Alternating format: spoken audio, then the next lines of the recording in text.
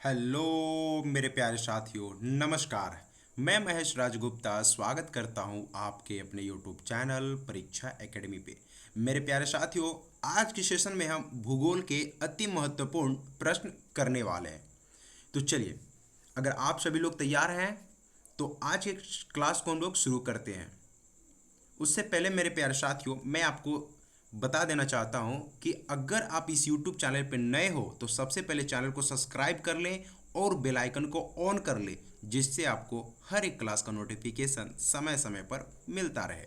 मेरे प्यारे साथियों, इस सेशन से करने से आपके बहुत महत्वपूर्ण, कहने का मतलब है कि प्रश्नों की श्रृंखला कराई जाती है, जिससे आपके हर एक एग्जाम के लिए बहुत ही महत्वपूर्ण रहने वाला है। या फिर आप शिक्षक भर्ती की आप बात करें, या फिर जेटेट की बात करें आप, या फिर किसी भी अदर एग्जाम की आप बात कर ले जहां पे ज्योग्राफी पूछा जाता है, उसके लिए बहुत ही महत्वपूर्ण यह सेशन रहने वाला है। तो चलिए आज की क्लास को शुरू करते हैं। आज के सेशन का पहला प्रश्न देखते हैं मेरे प्यारे साथियों। पहला प्रश्न क्या है? प्रश्न को अच्छे से पढ़ेंगे फिर आंसर करेंगे। पर्यावरण का मुख्य घटक कौन सा है? आज के प्रश्न आपको हलवा लग सकते हैं, लेकिन मेरे प्यारे साथियों, इस प्रकार का प्रश्न एसएससी, रेलवे, उसके साथ साथ में और भी अदर एग्जाम में पूछे गए हैं ये प्रश्न। ठीक है, चलिए। तो पर्यावरण का मुख्य घटक कौन सा है? क्या जल है, वायु है, मृदा है, या फिर उपयुक्त सभी? तो मेरे प्यारे साथियों, जो पर्यावरण का मुख्य घटक होता है मेरे प्यारे साथियों, ये तीनों होता है। जल भी होता है, वायु भी होता है और मृदा भी होता है। तो इसका ऑप्शन सही क्या हो जाएगा मेरे प्यारे साथियों? ऑप्शन नंबर डी, यानी कि उपरोक्त सभी इसका सही आंसर होगा। अगले प्रश्न देखेंगे। अगला प्रश्न क्या है? प्रश्न नंबर 2, निम्नलिखित में से कौन जैविक घटक नहीं है? ऐसे प्रश्न आपके टीचिंग एग्जाम में खास करके बिहार शिक्षक भर्ती में पूछा जाता है। आपको बताना है कि इनमें से जैविक घटक नहीं है। क्या मनुष्य नहीं है, पेड़ पौधे नहीं है, पत्थर नहीं है, या फिर जानवर नहीं है? अगर आप अजैविक और जैविक को समझ पाएंगे तो अच्छे से यहाँ पे आप इसका आंसर कर पाएंगे। तो मेरे प्यारे साथियों, ये क्या हो जाएगा? पत्थर। क्या हो जाएगा मेरे प्यारे साथियों? जैविक घटक कौन सा नहीं है? तो पत्थर बिल्कुल भी जैविक घटक नहीं है। अगला प्रश्न देखेंगे मेरे प्यारे साथियों। अगला प्रश्न क्या होगा? चलिए प्रश्न नंबर 3 देखते हैं। प्रश्न नंबर 3 क्या है? मानव निर्मित पर्यावरण के उदाहरण कौन से हैं? आपको बताना है कि जो मानव निर्मित पर्यावरण के उदाहरण कौन से हैं। क्या मानव निर्मित पर्यावरण के उदाहरण जंगल है? ठीक है। क्या इमारतें हैं, क्या पहाड़ है, या फिर नदी है? चलिए आप लोग इसका सही आंसर करेंगे और बताएंगे कि इसका सही आंसर क्या होगा। चलिए, तो देखिए मेरे प्यारे साथियों, इसका क्या सही आंसर होगा? चलिए आप लोग इसका सही आंसर करेंगे। तो मानव निर्मित पर्यावरण के उदाहरण कौन से हैं? तो आपको पता होगा कौन से हो जाएंगे? इमारतें। क्योंकि जंगल तो प्राकृतिक है, पहाड़ भी आपका प्राकृतिक है और नदी भी आपका प्राकृतिक है। तो मानव निर्मित कौन हो जाएगा? इमारतें। ठीक है मेरे प्यारे साथियों। अगला प्रश्न देखेंगे। अगला प्रश्न क्या है? यह जो सेशन आपको करा रहा हूं मैं मेरे प्यारे साथियों, यह सेशन एनसीईआरटी और एससीईआरटी से उठाए गए प्रश्न हैं, जो कि विभिन्न विभिन्न एग्जामों में, यानी कि भिन्न भिन्न एग्जामों में पूछा गया प्रश्न है। चलिए, पर्यावरण में कौन सा घटक भौतिक अजैविक घटक का उदाहरण है? देखिए, ये इस तरह का प्रश्न बहुत पूछे जाते हैं। कौन सा जैविक घटक है, कौन सा अजैविक घटक है, कौन किसका उदाहरण है? ठीक है मेरे प्यारे साथियों। तो क्या पेड़ पौधे हैं, जानवर हैं, जलवायु है, या फिर पक्षी है? चलिए आप लोग इसका सही आंसर करेंगे। तो क्या हो जाएगा मेरे प्यारे साथियों? जलवायु। क्या हो जाएगा? अजैविक घटक का उदाहरण कौन सा हो जाएगा? जलवायु। क्या हो जाएगा मेरे प्यारे साथियों? जलवायु इसका बिल्कुल सही आंसर हो जाएगा। प्रश्न नंबर 5 मेरे प्यारे साथियों, प्रश्न नंबर 5 देखते हैं क्या है? निम्नलिखित में से कौन सा प्राकृतिक पर्यावरण का भाग नहीं है? आपको बताना है कि इनमें से कौन सा प्राकृतिक पर्यावरण का भाग नहीं है। तो क्या वायुमंडल नहीं है, जलमंडल नहीं है, इमारत नहीं है, या फिर जीवमंडल नहीं है? तो प्राकृतिक पर्यावरण का भाग नहीं कौन हो सकता मेरे प्यारे साथियों? ऑप्शन नंबर सी, यानी कि इमारतें नहीं होंगे। क्योंकि वायुमंडल तो आपके प्राकृतिक पर्यावरण का भाग है, जलमंडल भी है, आपका जीवमंडल भी है। ठीक है मेरे प्यारे साथियों, तो कौन सा नहीं होगा? इमारतें। ठीक है, अगला प्रश्न देखेंगे। अगला प्रश्न क्या है मेरे प्यारे साथियों? प्रश्न नंबर 6 देखेंगे क्या है? मानव समाज का कौन सा कार्य पर्यावरण को प्रभावित करता है? चलिए, ये बहुत ही महत्वपूर्ण प्रश्न है। मानव समाज का कौन सा कार्य जो है जो कि पर्यावरण को प्रभावित करने का कार्य करता है? क्या वो भवन निर्माण कार्य करता है, वनों की कटाई कार्य करते हैं, कृषि, या फिर उपयुक्त सभी? चलिए आप लोग इसका सही आंसर करेंगे। तो देखिए मानव समाज का अगर मैं कार्य पर्यावरण को प्रभावित करने का बात करूँ ना, तो भवन निर्माण भी प्रभावित करता है पर्यावरण को। वनों की कटाई तो महत्वपूर्ण वो क्या करता है, प्रभावित करता है। कृषि भी आपका करता है, और उपरोक्त ये सही हो जाएगा, यानी कि उपरोक्त सभी, ऑप्शन नंबर डी बिल्कुल सही हो जाएंगे, क्योंकि सभी पर्यावरण को प्रभावित करता है। ठीक है, चलिए अगला प्रश्न देखेंगे। अगला प्रश्न क्या है? प्रश्न नंबर 7 देखते हैं मेरे प्यारे साथियों। प्रश्न नंबर 7 क्या है? पृथ्वी क्या पृथ्वी के कौन से भाग को जलमंडल कहा जाता है? चलिए बताएंगे आप लोग। क्या स्थल मंडल को कहा जाता है, वायुमंडल को कहा जाता है, जल का क्षेत्र, या फिर आकाश को कहा जाता है? चलिए आप लोग इसका सही आंसर करेंगे। तो देखिए जलमंडल का कहा जाता है पृथ्वी का, तो किसको बोलेंगे? जल का क्षेत्र को ही जलमंडल कहा जाता है। अगला प्रश्न देखेंगे मेरे प्यारे साथियों। प्रश्न नंबर 8 क्या है? कौन सी परत पृथ्वी के जीवों के लिए ऑक्सीजन उपलब्ध कराती है? अब आपको यह बताना है कि इनमें से कौन सी परत है जो क्या करती है, पृथ्वी की जो जीवों के लिए ऑक्सीजन उपलब्ध कराती है। क्या वो स्थल मंडल होता है, वायुमंडल होता है, जलमंडल, या फिर जीवमंडल? चलिए आप लोग इसका बिल्कुल सही आंसर करेंगे मेरे प्यारे साथियों। तो कौन सा हो जाएगा? बिल्कुल सही है, वायुमंडल, जो कि बिल्कुल इसका सही आंसर हो जाएगा मेरे प्यारे साथियों। अगला प्रश्न देखेंगे। प्रश्न नंबर 9 देखेंगे। प्रश्न नंबर 9 क्या है? जैविक घटक किसे कहा जाता है? जैविक घटक यहाँ पूछा गया है मेरे प्यारे साथियों।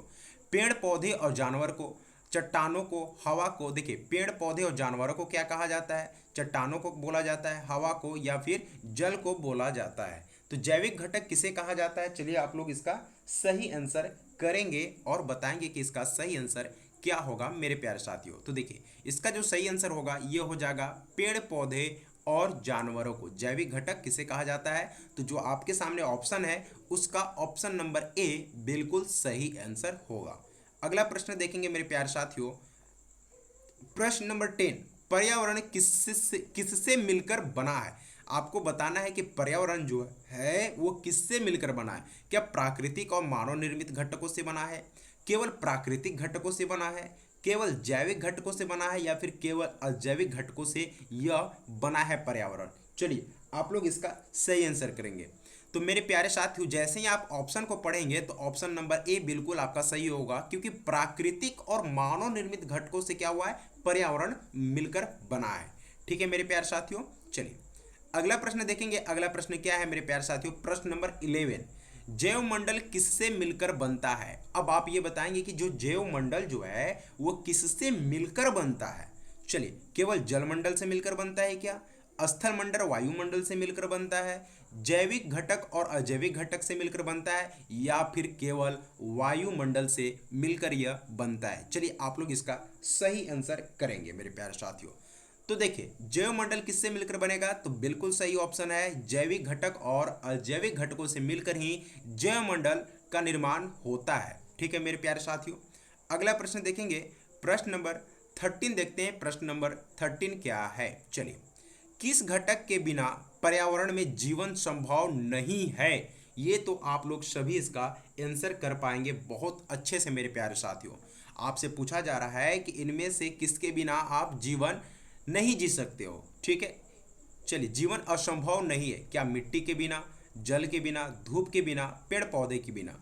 तो देखिए यहाँ पे अगर मैं बात करूँ तो यहाँ पे अगर हवा लिखा हुआ होता ना, तो पेड़ पौधे की जगह पे हवा लिखा होता तो वो भी इंपॉर्टेंट हो जाएगा। ठीक है, धूप भी इंपॉर्टेंट है, लेकिन अगर बिना पूछा गया है ना पर्यावरण में जीवन संभव नहीं है, तो आप ये चीज़ को याद रखना, जल को। क्या याद रखोगे मेरे प्यारे साथियों? जल को। अगर हम किसी भी प्रश्न को करते हैं तो उसके प्रश्न पूछने का जो तरीका है और उसके साथ साथ में जो ऑप्शन है उसके अनुसार ही हमको आंसर करना होता है मेरे प्यारे साथियों। ठीक है, चलिए अगला प्रश्न देखते हैं। प्रश्न नंबर 13 देखते हैं। प्रश्न नंबर 13 क्या है मेरे प्यारे साथियों? प्राकृतिक पर्यावरण का कौन सा हिस्सा जलवायु से संबंधित है? चलिए आप लोग बताएंगे कि प्राकृतिक पर्यावरण का वह कौन सा हिस्सा है जो कि जलवायु से क्या है, संबंधित है। क्या स्थल मंडल है, वायुमंडल है, जलमंडल है, या फिर जीवमंडल है? चलिए आप लोग इसका सही आंसर करेंगे। बिल्कुल तो देखिए प्राकृतिक पर्यावरण का कौन सा हिस्सा जलवायु से पूछा गया है, तो बिल्कुल आपका क्या हो जाएगा मेरे प्यारे साथियों, चलिए आप लोग इसका सही आंसर करेंगे।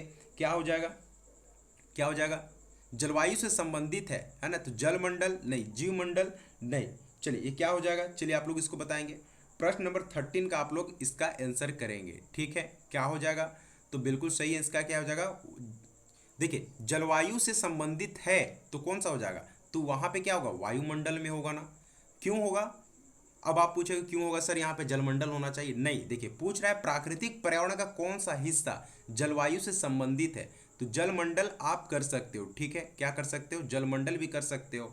लेकिन इसका जो सही आंसर है मेरे प्यारे साथियों वो क्या होगा, वायुमंडल, जो कि एग्जाम में एक प्रश्न पूछा गया था, शायद वहां पे गलत से बता दिया गया होगा, ठीक है। तो चलिए आप लोग इसका जलमंडल इसका सही आंसर कर लेंगे, ठीक है।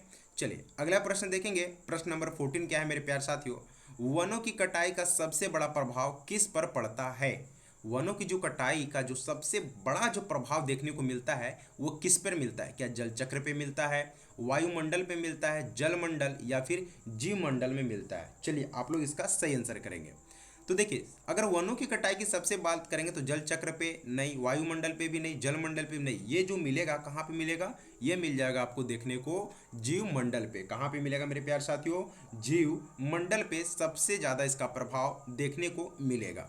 चलिए प्रश्न नंबर 15 आज का यह अंतिम प्रश्न है मेरे प्यारे साथियों, इसको अच्छे से पढ़ेंगे। मानव पर्यावरण का कौन सा घटक सीधे तौर पर प्राकृतिक पर्यावरण को बदलता है। चलिए आप लोग बताएंगे कि मानव पर्यावरण का वह कौन सा घटक है जो कि सीधे तौर पर प्राकृतिक पर्यावरण को क्या करता है, वो बदलता है, ठीक है। क्या वो कृषि है, भूगर्भिक प्रक्रियाएं हैं, या फिर जलवायु है, या फिर पशु पक्षी है। इसका आप लोग सही आंसर करेंगे। देखिए तो पूछ रहा है कि पर्यावरण को बदलता है तो कौन बदलेगा, बिल्कुल सही है, कृषि बदलेगा, है ना। चलिए तो ये थे आज के भूगोल के महत्वपूर्ण प्रश्न मेरे प्यारे साथियों, ठीक है। तो चलिए आज की क्लास कैसा लगा मेरे प्यारे साथियों, अगर यह सेशन अच्छा लगा हो तो वीडियो को लाइक करेंगे, उसके साथ में कमेंट भी करेंगे मेरे प्यारे साथियों। और अगर आप इस YouTube चैनल पर नए हो तो सबसे पहले चैनल को सब्सक्राइब करेंगे और बेल आइकन को ऑन कर देंगे, जिससे आपको हर एक क्लास का नोटिफिकेशन आप तक समय समय पर पहुंचता रहे। और उसके साथ साथ मेरे प्यारे साथियों अपने भी आप मित्र साथियों के साथ में यह वीडियो शेयर करेंगे, ठीक है मेरे प्यारे साथियों। मिलते हैं फिर अगले एक वीडियो में, तब तक के लिए नमस्कार, तब तक के लिए नमस्कार के साथ साथ में धन्यवाद।